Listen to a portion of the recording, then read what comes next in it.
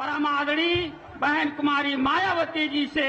अनुरोध है कि वो आएं और जनसभा को संबोधित करें। परम आदरणीय बहन जी।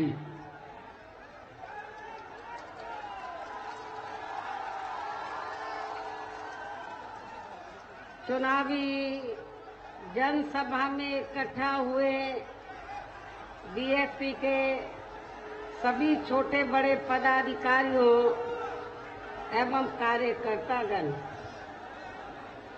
आज आप लोग उत्तर प्रदेश में विधानसभा के लिए हो रहे आम चुनाव में कोरोना नियमों का पालन करते हुए अपनी पार्टी के अयोध्या मंडल के उम्मीदवारों के समर्थन में मुझे सुनने के लिए यहाँ लाखों लाखों की संख्या में इकट्ठा हुए हैं, तो उसके लिए मैं आप सभी लोगों का हार्दिक दिल से आभार प्रकट करती हूँ। और अब मैं सबसे पहले अपनी पार्टी के संबंध में ये कहना चाहूंगी कि हमारी पार्टी ये चुनाव उत्तर प्रदेश की सभी विधानसभा की सीटों पर अकेले अपने बलबूते पर ही पूरी तैयारी व दमदारी के साथ यहाँ सन 2007 की तरह ही फिर से अपनी पार्टी की पूर्ण बहुमत की सरकार बनाने के लिए लड़ रही है, ताकि आपको वर्तमान में भाजपा के चल रहे जातिवादी, संकीर्ण, अहंकारी व तानाशाही वाले शासन से मुक्ति मिल सके। इसके साथ ही हमारी पार्टी ने पूर्व की तरह इस चुनाव में भी बीएसपी से जुड़ने की तादाद को ध्यान में रखकर फिर उसी अनुपात में ही यहाँ सर्व समाज के लोगों को टिकट भी दिए हैं। और अब इस चुनाव में आप लोगों को अपना वोट कांग्रेस, बीजेपी, सपा व अन्य विरोधी पार्टियों को न देकर केवल अपनी एकमात्र हितैषी पार्टी बीएसपी को ही देना क्यों जरूरी है, इसे आप लोगों को समझना होगा। हालांकि इस संदर्भ में आप लोगों को ये मालूम है कि आजादी के बाद शुरू में काफी लंबे समय तक केंद्र व उत्तर प्रदेश सहित देश के अधिकांश राज्यों में भी कांग्रेस पार्टी की ही अकेले यहाँ सरकारें रही हैं, किंतु इनकी गलत नीतियों व गलत कार्य प्रणाली की वजह से ही अब ये पार्टी केंद्र व काफी राज्यों के साथ साथ यहाँ उत्तर प्रदेश की सत्ता से भी बाहर हो चुकी है। इसके साथ ही ये पार्टी जबरदस्त जातिवादी होने के कारण शुरू से ही हर मामले में खासकर यहाँ दलित, आदिवासी व अन्य पिछड़ा वर्ग विरोधी पार्टी भी रही है और अभी भी है, जिस कारण केंद्र में रही इस पार्टी की सरकार ने इन वर्गों के मसीहा व भारतीय संविधान के मूल निर्माता परम पूज्य बाबा साहब डॉक्टर भीमराव अम्बेडकर को भारत रत्न की उपाधि से भी सम्मानित नहीं किया था, जिसके लिए वो हर प्रकार से पात्र भी थे। इतना ही नहीं बल्कि इनकी मूवमेंट को आगे बढ़ाने के लिए अपनी पूरी जिंदगी समर्पित करने वाले मान्यवर श्री कांशीराम जी के देहांत होने पर भी केंद्र में उस समय इसी कांग्रेस पार्टी की रही सरकार ने उनके सम्मान में एक दिन के लिए भी राष्ट्रीय शोक घोषित नहीं किया था, तथा न ही इस पार्टी की रही सरकार ने पिछड़े वर्ग की आरक्षण संबंधी मंडल कमीशन की रिपोर्ट को भी लागू किया था, जिसे फिर बीएसपी ने अपने कड़े संघर्ष व अथक प्रयासों से केंद्र में रही श्री बीपी सिंह की सरकार से ही लागू करवाया था। साथ ही इसी सरकार में ही बाबा साहब डॉक्टर भीमराव अंबेडकर को भी भारत रत्न की उपाधि से सम्मानित किया गया था। लेकिन अब केंद्र व अधिकांश राज्यों की भी सत्ता से बाहर होने पर यही कांग्रेस पार्टी खासकर दलितों, आदिवासियों व अन्य पिछड़े वर्गों के वोटों की खातिर आए दिन किस्म किस्म की नाटकबाजी करती रहती है, जबकि इन वर्गों के व अन्य और मामलों में भी इस पार्टी की सच्चाई तो ये है कि कांग्रेस पार्टी जब सत्ता में आसीन होती है और इनके अच्छे दिन होते हैं तो तब इस पार्टी को इन वर्गों का विकास व उत्थान आदि याद नहीं आता है तथा न ही इनको महिलाओं की भी भागीदारी याद आती है। इतना ही नहीं बल्कि इस पार्टी के बाद खासकर यहाँ सपा व बीजेपी आदि की बनी सरकार में भी यूपी की जनता अधिकांश मामलों में काफी ज्यादा दुखी रही है। सपा की सरकार में तो ज्यादातर यहाँ गुंडों, बदमाशों, माफियाओं, अराजक तत्वों व सरेआम लूट खसोट करने एवं दंगे फसाद आदि कराने वालों का ही राज रहा है, जिसकी खास वजह से ही इस सरकार में हमेशा यहाँ तनाव की स्थिति बनी रही है। प्रदेश में विकास के कार्य भी ज्यादातर यहाँ एक विशेष क्षेत्र व एक विशेष समुदाय के लोगों तक ही सीमित होकर रह गए हैं। खासकर दलितों एवं अति पिछड़े वर्गों के तथा इनके संतों, गुरुओं व महापुरुषों आदि के प्रति तो अधिकांश हमें इनका जातिवादी रवैया ही देखने के लिए मिला है, जिसके अनेकों उदाहरण हैं। जैसे श्री अखिलेश यादव की सपा सरकार ने ही प्रदेश में SC व ST का सरकारी ठेकों में आरक्षण खत्म कर दिया था, जिसकी देश में पहली बार यहाँ व्यवस्था BSP की सरकार में ही की गई थी। संसद में सपा ने SC व ST का पदोन्नति में आरक्षण का बिल फाड़ दिया था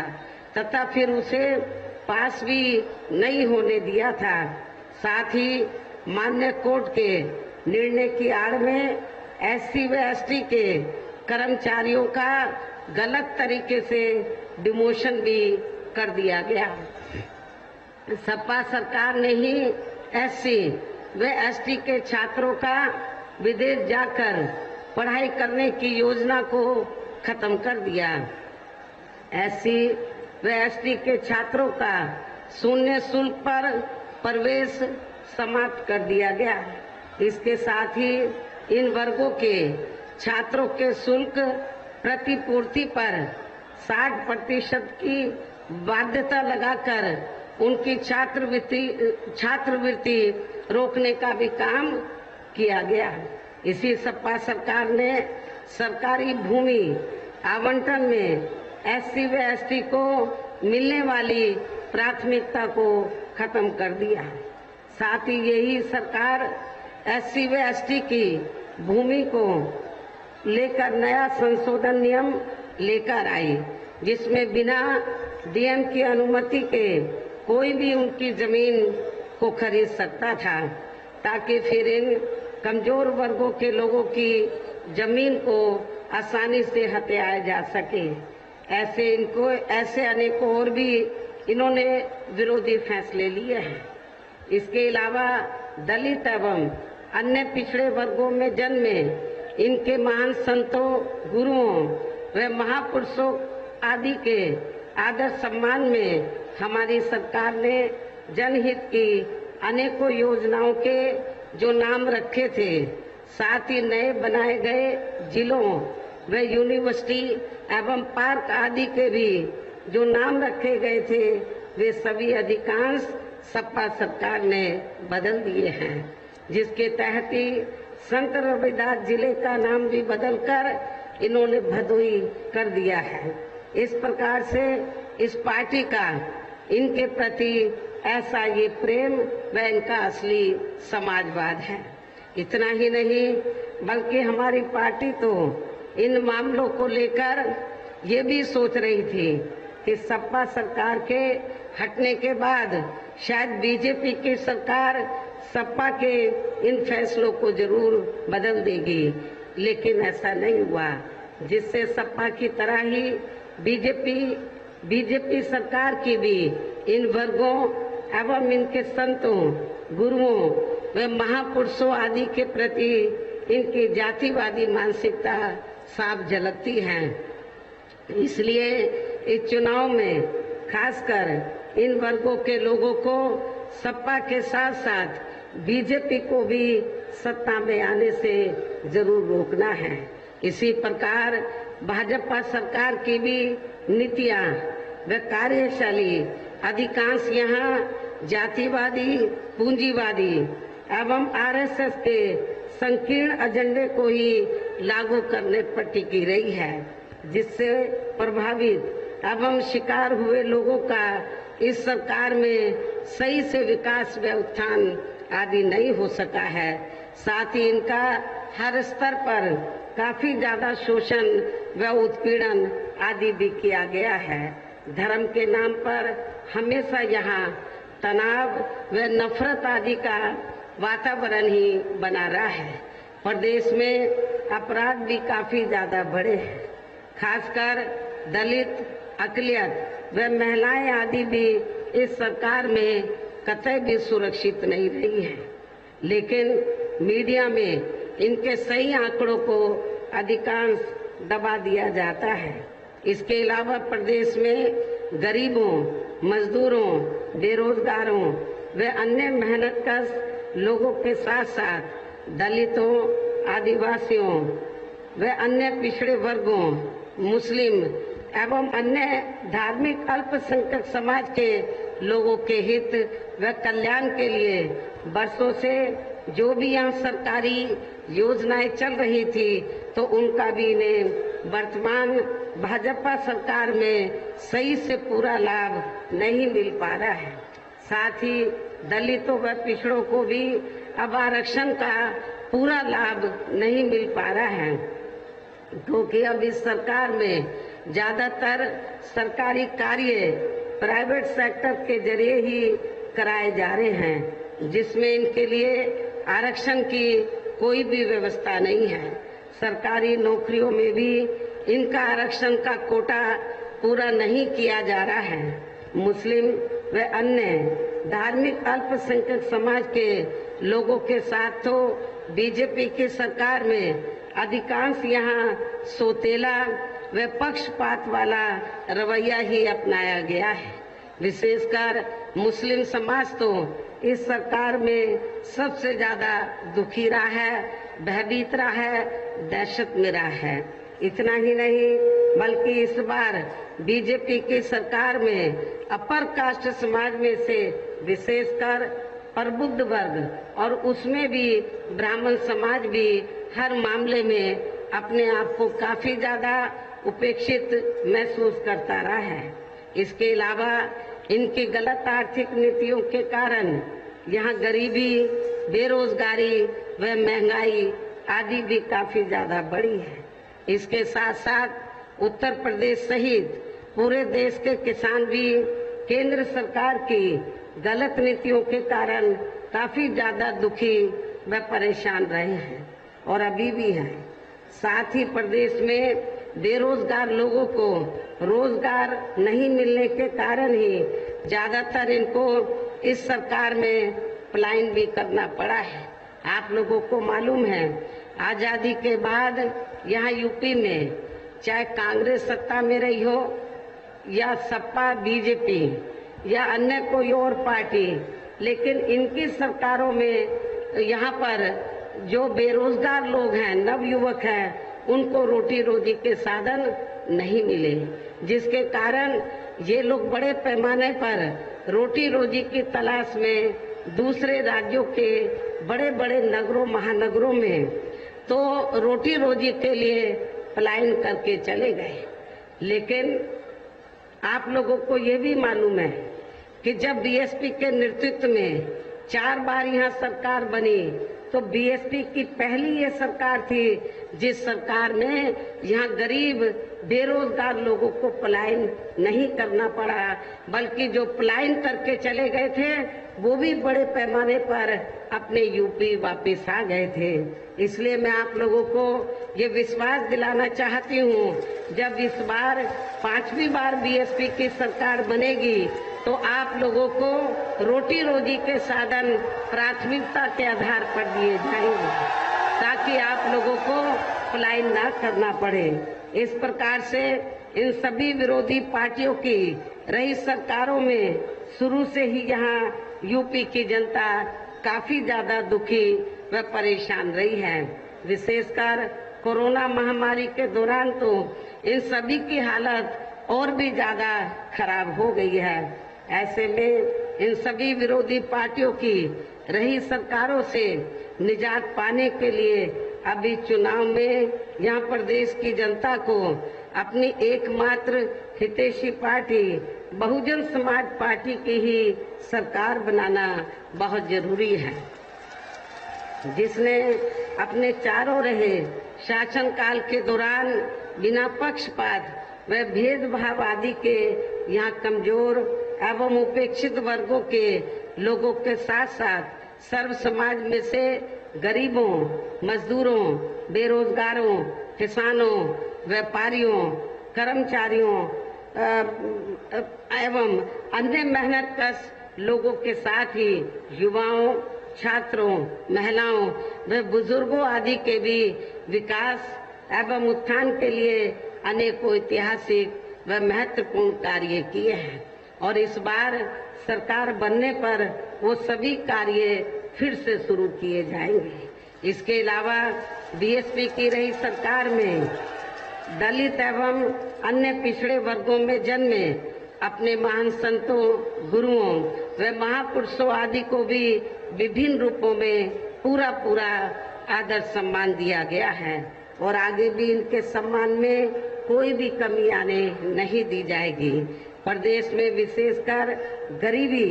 एवं बेरोजगारी आदि को दूर करने के लिए इस बार भी जरूरी कदम उठाए जाएंगे और ये हमारी सरकार की प्राथमिकता होगी ताकि लोगों को यहाँ रोटी रोजी के साधन मिल सके। साथ ही किसानों को भी किसी भी मामले में निराश नहीं होने दिया जाएगा। इसके अलावा आपके अयोध्या मंडल की जो भी यहाँ स्थानीय समस्याएं होंगी तो उन्हें भी दूर करने का पूरा प्रयास किया जाएगा। खासकर अम्बेडकर नगर जिले की तरफ प्राथमिकता के आधार पर फिर से ध्यान दिया जाएगा। वैसे तो पूरे मंडल में हमारी सरकार पूरा ध्यान देगी, लेकिन अम्बेडकर नगर जिले के लोगों का विशेष ध्यान दिया जाएगा क्योंकि मेरा विशेष लगाव भी है। यहाँ से आप लोगों ने मुझे मेंबर पार्लियामेंट बनाकर भेजा, आपका अधिकार भी बनता है, इसलिए आपके जिले की तरफ हर मामले में प्राथमिकता के आधार पर पूरा ध्यान पूर्व की तरह ही दिया जाएगा। इसके साथ साथ केंद्र व यूपी सरकार के भी विवादित नियमों व कानूनों को यहाँ लागू नहीं होने दिया जाएगा। इसके साथ ही बीएसपी की सरकार बनने पर यहाँ बीजेपी व सपा आदि के शासनकाल की तरह कानून व्यवस्था को किसी भी कीमत पर खराब व लचर नहीं होने दिया जाएगा तथा हर स्तर पर यहाँ कानून द्वारा कानून का राज ही कायम किया जाएगा। जाति व धर्म के आधार पर यहाँ लोगों का किसी भी प्रकार से शोषण व उत्पीड़न आदि नहीं होने दिया जाएगा, जैसा कि वर्तमान भाजपा सरकार में हो रहा है। खासकर कानून व्यवस्था को बेहतरीन बनाने के लिए विशेष अभियान के तहत व दलगत राजनीति से ऊपर उठकर यहाँ गुंडों, बदमाशों, माफियाओं व अन्य आपराधिक एवं अराजक तत्वों को भी जेल की सलाखों के अंदर भेजा जाएगा, जहां मेरी सरकार में इनकी जेल के बाहर नहीं बल्कि जेल के अंदर ही सही जगह होती है। इतना ही नहीं बल्कि वर्तमान भाजपा सरकार ने जाति, धर्म व राजनीतिक द्वेष की भावना के तहत जिन लोगों को खासकर धरना प्रदर्शन आदि के नाम पर जबरदस्ती गलत धाराओं में फंसा के उन पर अनेकों केस चलाए हुए हैं, तो उन मामलों की भी सही से जांच करा के उनके केस भी खत्म कर दिए जाएंगे। इसके साथ साथ प्रदेश में खासकर शिक्षा के क्षेत्र में व अन्य और विभागों के भी कर्मचारी जो आए दिन अपनी मांगों को लेकर धरना प्रदर्शन एवं हड़ताल आदि करते रहते हैं, तो उन सभी मामलों को निपटाने के लिए एक आयोग का गठन किया जाएगा और उनकी सही मांगों को मान लिया जाएगा, जिसमें कर्मचारियों की पुरानी पेंशन योजना को भी लागू करने का मामला शामिल है। पुरानी पेंशन योजना को ही मेरी सरकार में लागू किया जाएगा। इनके अलावा मैंने पार्टी के विभिन्न कार्यक्रमों के दौरान सर्वजन हिताय व सर्वजन सुखाय को लेकर जो भी कार्य करने के लिए कहा है, तो उन पर भी जरूर अमल किया जाएगा।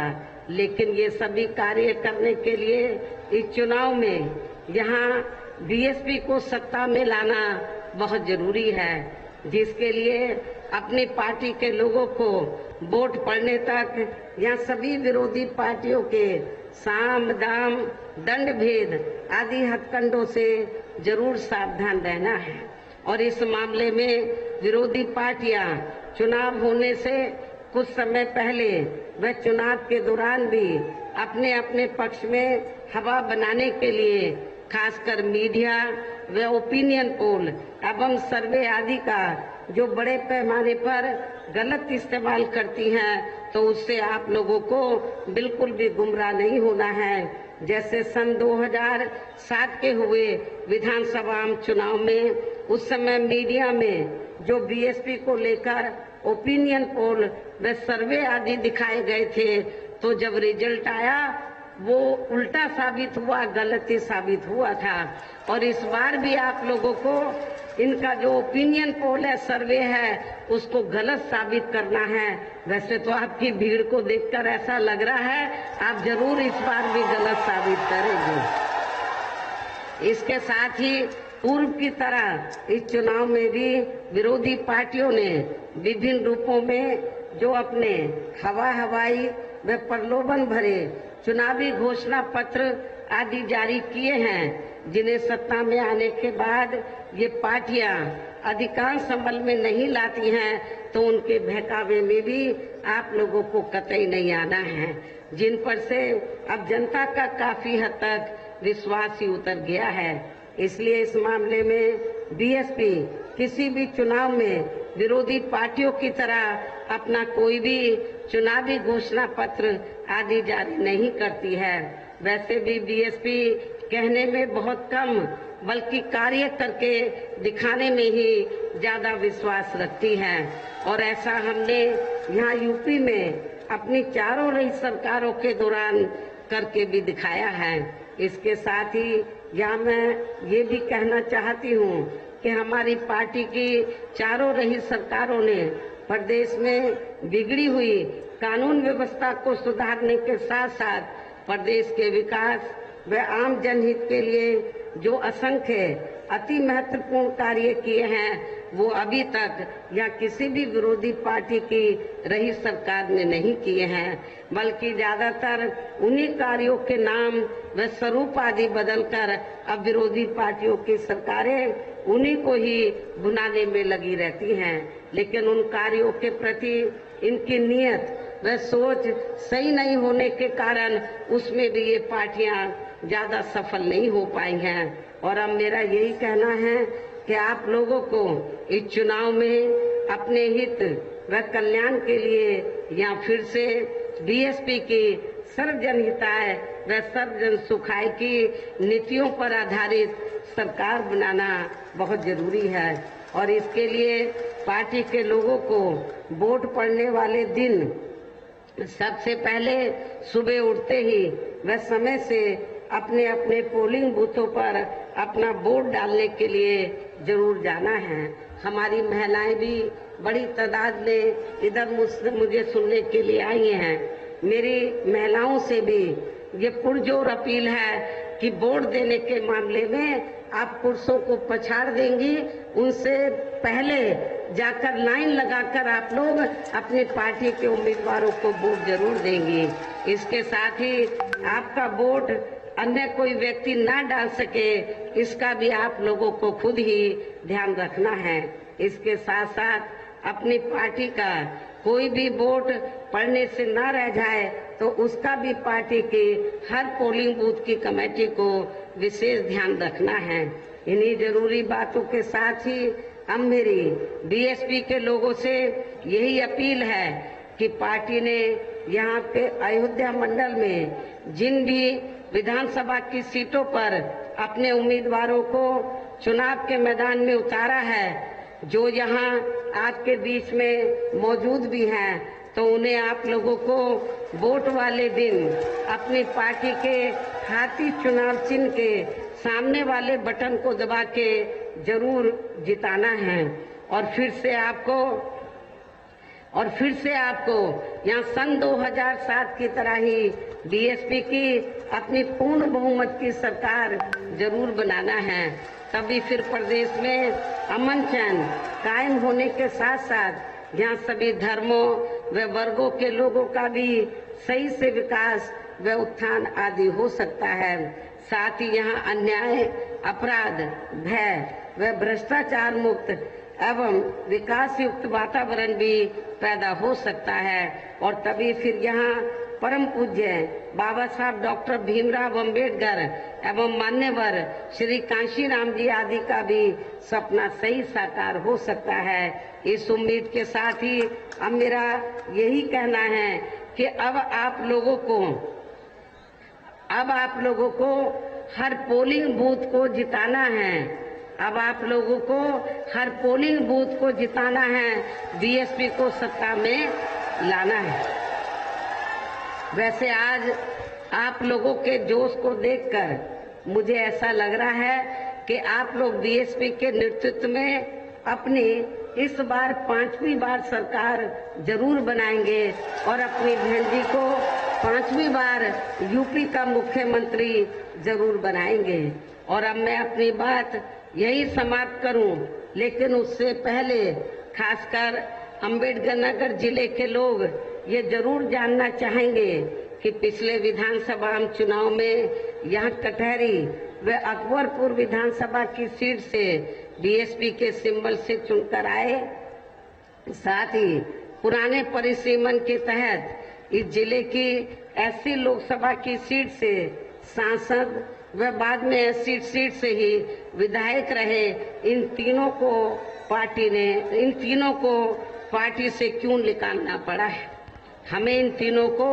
पार्टी से क्यों निकालना पड़ा है? हालांकि इस संबंध में वैसे आप लोगों को ये भी मालूम है, इन तीनों ने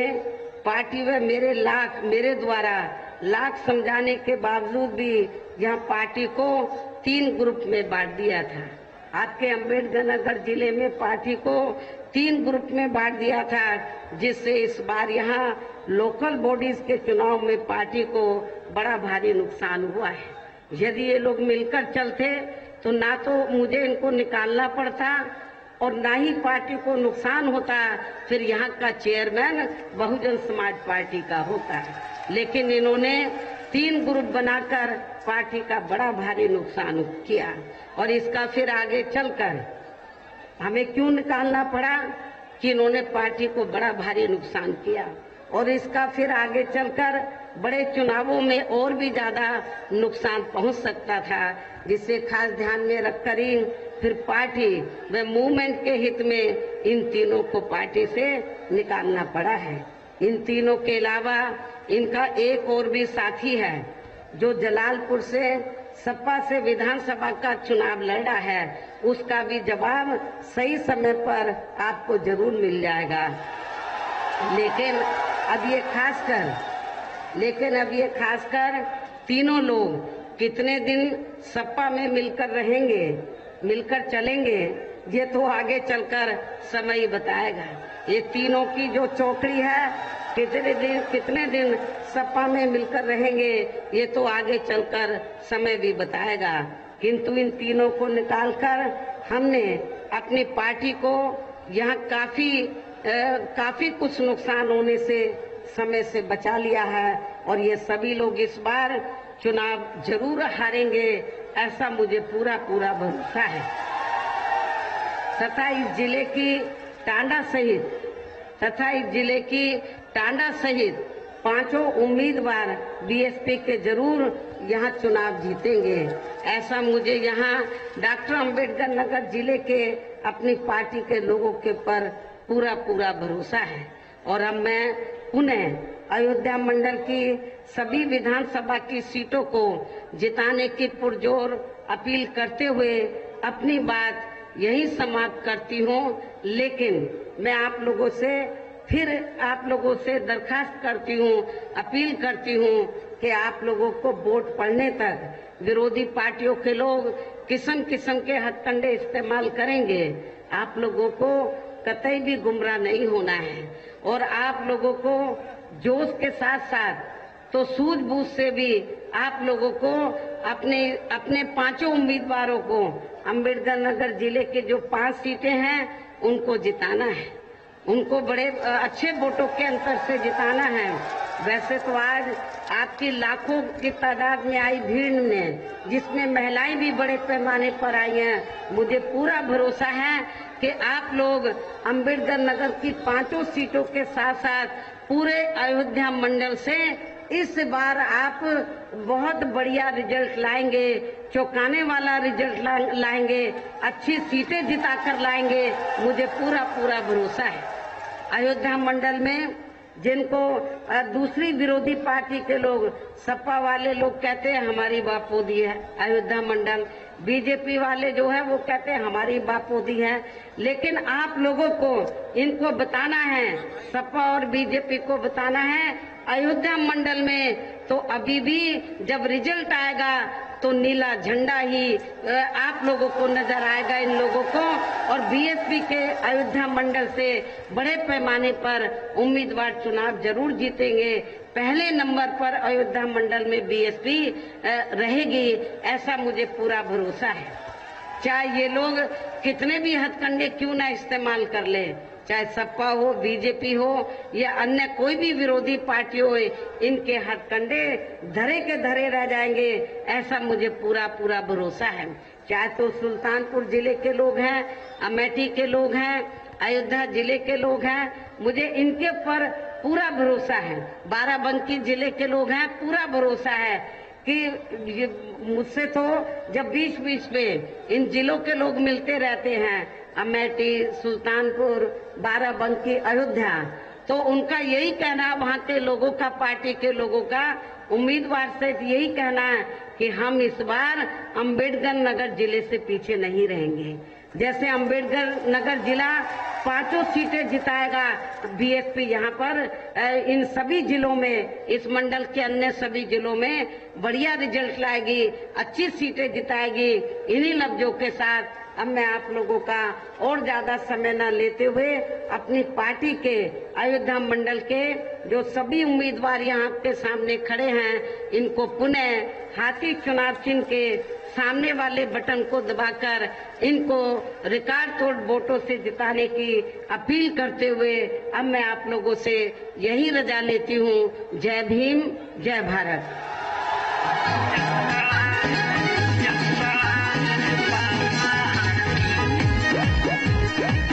तो बीएसपी के गढ़ अंबेडकर नगर